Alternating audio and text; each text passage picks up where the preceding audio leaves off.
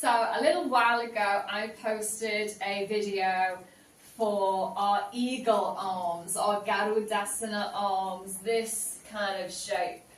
So if you missed that and you're struggling with your eagle arms, I will drop the link in the comments somewhere. Yeah, I'll put them in the comments below so you can get that link to your eagle arms. But our eagle posture consists of two parts.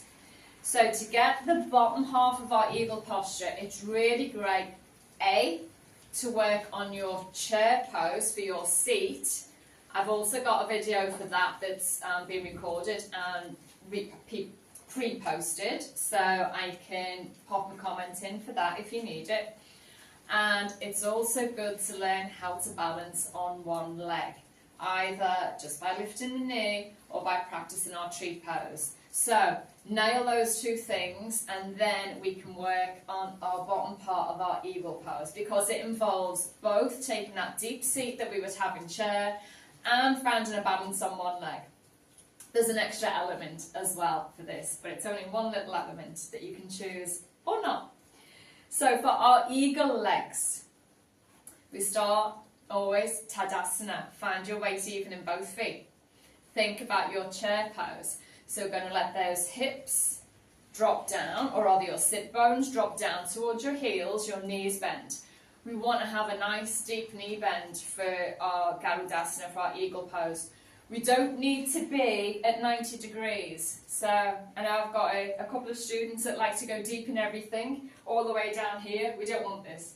So we've got more of a chair pose action. Then our balance comes in. So we've found our chair. We're going to shift the weight into one leg. So I'm going to shift it left leg, right leg comes up. So this is where our balance comes in. And then we're going to cross that right thigh over the left. Here is the first common mistake that we make.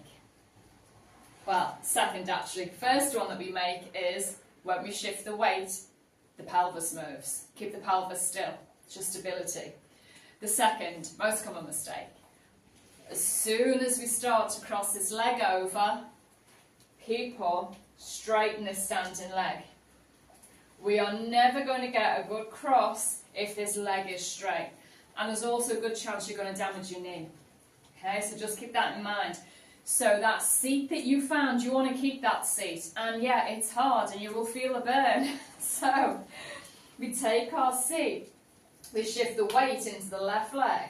We cross that right thigh over. Look, this leg is still bent, still in my chair pose. We squeeze the tops inner thighs. So the higher you can cross your leg, the easier it's going to be to balance and find stability, because you can really squeeze those inner thighs together.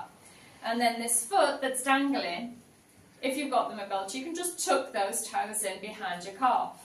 I say, just tuck those toes in as if it's easy. It's not easy, it's practice. But if you've got a deep knee bend, now I can sit deeper.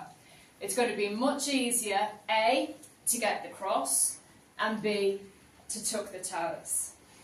Okay? Sit deep, find your stability, lift those toes, cross the thighs. Maybe tucking the toes isn't for you, so sit deep and keep these toes on the floor. You're still going to get loads of benefits from this posture by keeping the toes on the floor. I've got my toes on the floor, I can feel my bum working hard, I can feel this right leg working hard. I've crossed my left leg over, now I've switched sides. So they are still working. You're still going to get the benefit without compromising your knees by twisting funny.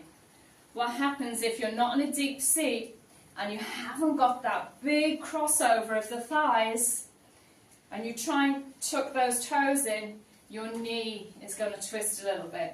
So always think about the safety of your joints. If it feels out of line, leave it alone. Enjoy your Gaurudasana legs.